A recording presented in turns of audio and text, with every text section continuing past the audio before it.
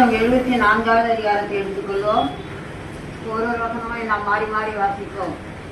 மஸ்கீல் என்னும் ஆசாவின் போதக சங்கீதம். தேவனே, நீர் எங்களை என்றென்றைக்கும் ஏன் தள்ளிவிடுகிறீர்? உமது மேய்ச்சலின் ஆடுகள் மேல் உமது கோபம் ஏன் புகைகிறது?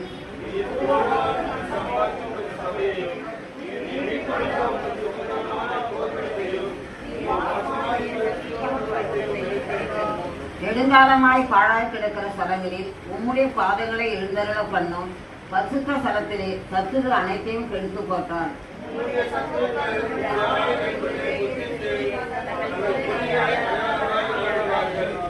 கொடாரிகளை ஓங்கி சோலையிலே மரங்களை வெட்டுகிறவன் பேர் பெற்றவன் ஆவான்.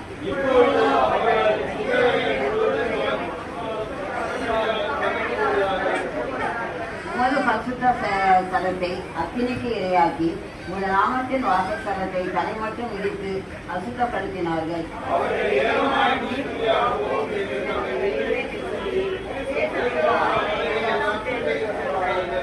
எங்களுக்கு இருந்த அடையாளங்களை காணோம், தீர்க்கதரிசியும் இல்லை, இது எதுவரைக்கும் என்று அறிகிறவனும் எங்களிடத்தில் இல்லை.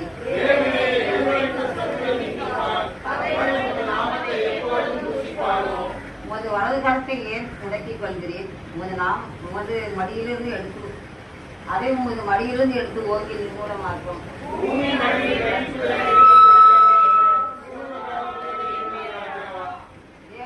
வல்லமையினால் சமுத்திரத்தை இரண்டாக பிளந்து ஜலத்திலுள்ள வருஷங்களின் தலைகளை உடைத்தீர்.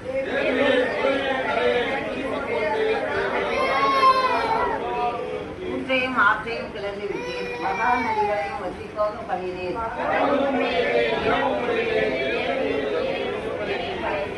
பூமியின் இலைகளெல்லாம் திட்டம் பண்ணினீர், கொடை காலத்தையும் மாறி காலத்தையும் உண்டாக்கினீர்.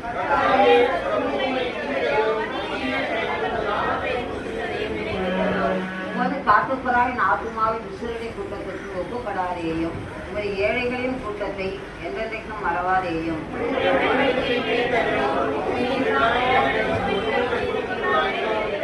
துன்பப்பட்டவன் வெட்டத்தோடு திரும்ப விடாதிரும், சிறுமையும் எளிமையும் ஆனவன் உமது நாமத்தை துதிக்கும்படி செய்யும்.